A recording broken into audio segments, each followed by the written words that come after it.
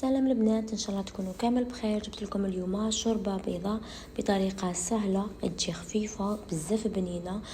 صراحه ما راحش تندموا عليها. تحضروها في 5 دقائق مع تاكيتوس بطريقه سهله، يجيكم بنين خفيف مقرمش. ما راحش تندموا عليه. نتمنى انكم تجربوا الوصفتين لانه صراحه يستاهلوا التجربه.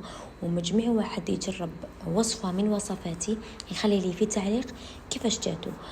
ما تنسوش الاشتراك في القناة، وصفات متنوعة مع كنوز، وتفعلوا الجرس بيلحقكم كامل جديد.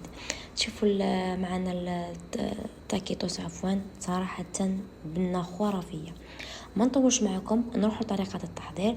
اول حاجة نحتاج حبة بصل يكونوا كبار، اللي عنده البصل تاعو صغير يقدر يدير حتى 4 حبات. كذلك حبة بطاطا الحجم تاعها يكون صغير.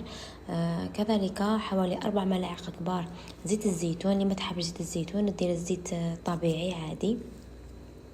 كذلك شويه ماء، معدنوس. النار تكون قليله، نخلو البصل تاعنا يتقلى جيدا كما راكم تلاحظوا معنا. ما نزلوش كامل النار. السر تاع الطياب هو التقليه، نقولها شحال من مره. لحبيتو ماكلتكم تجيكم بنينه قلوا مليح. بعد ما يتقلى لنا البصل مليح نروح نمرق ونخلي البطاطا تاعنا والبصل يطيبوا. بعد ما يطيبوا التمرق ما يكونش نقص بزاف اكيد. نروح لهنا نميكسي مليح مليح. بعد ذلك نروح نضيف لهنا الشيء اللي يكون موجود من اللحم والدجاج. انا كانت عندي شويه لحم شويه دجاج، ضفتهم للمعرق. كذلك نضيف التوابل هنا ما نكثروش بزاف، راح نحتاج 1 مكعب جامبو مرق الدجاج والملح، كذلك زنجبيل وشويه فلفل. نخلي اللحم تاعنا يطيب والدجاج يطيب. بعد ما يطيبوا ننزعوهم من المرق، نفتوهم ونعاودوا نرجعوهم للمرق تاعنا. لهنا اللي يحب الدجاج يخليه كيما راه يخليه. انا لهنا الدجاج فتتو من اللحم كان هكاك صغير وزدت فتتو.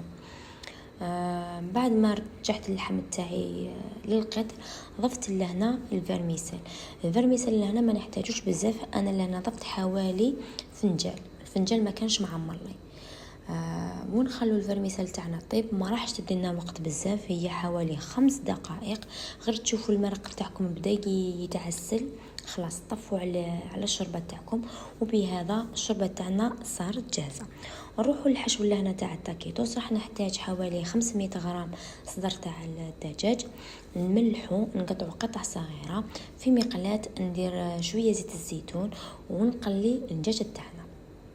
لهنا التوابل اللي درت هي الكركم، التوابل اللي درت الكركم والزنجبيل. خليت الدجاج تاعنا كما راكم تلاحظوا يتقلى. بعد ما يطيب لنا الدجاج تاعنا نروح لهنا نضيف البصل يكون خضر. من الاحسن ان البصل يكون اخضر، ما كانش البصل الاخضر من الاحسن انكم ما تضيفوش. هنا حوالي 1 بصل اخضر قطعتها رقيق، كذلك شويه معدنوس. لهنا كملاحظه قبل ما ننسى، بعد ما الدجاج تاعي طاب طفيت النار طفيت عليها وضفت البصل وضفت المعدنوس. البصل نحتاجوه شغل شويه نتوشيتو النار ما يكونش طايب. ضفت كذلك كميه من الجبن لهنا على حسب ما يكون عندكم متوفر في البيت. بهذا الحشو تاعنا صار جاهز كما راكم تلاحظوا معنا، جاء معسل. وصراحه الحشو هذا بزاف هايل. جربوه وردوا لي بالخبر. راح نحتاج لهنا خبز التاكوس او خبز التورتيلا، نقصوه دوائر صغار كما راكم تلاحظوا معنا. لهنا الدائره كما تحبوا، كان يحبوا يديروهم شويه صغار الدوائر صغار، كان لي شويه حجم متوسط. انا لهنا درت حجم متوسط. ضفت الجبن ودورت. هنا تقدر تقولوا جا كيما البوراك بصح صراحه يهبل. بعد ما نغلقوا عليه الحشو تاعنا نستعمل لنا هذو الاقطاب نغلقوه جيدا ما يتفتحناش كي نجو نقلوهم. كما راكم تلاحظوا معنا عمرنا كامل هذوك الدوائر. صراحة البنات التاكيتوس هذا ننصحكم انكم تجربوه، ما راحش تندموا. هايل. كما راكم تلاحظوا معنا الزيت اللي هنا اللي نقلو فيه يكون سخون مليح. بعد ما يسخن لنا مليح نروح ندير الطاكيطوس تاعنا يتقلى، ما راحش يدير لكم وقت بزاف، يا ربي 5 دقائق. بعد ذلك ننزعوهم من الزيت، ديروهم في الورق باش يشرب لكم شويه زيت. ونتمنى انكم تجربوا الوصفه تاع نهار اليوم، لانه صراحه بزاف هايلين. الشوربه البيضاء جات هايله. ونسيت باش نقول لكم العود تاع القرفه، نسيتو.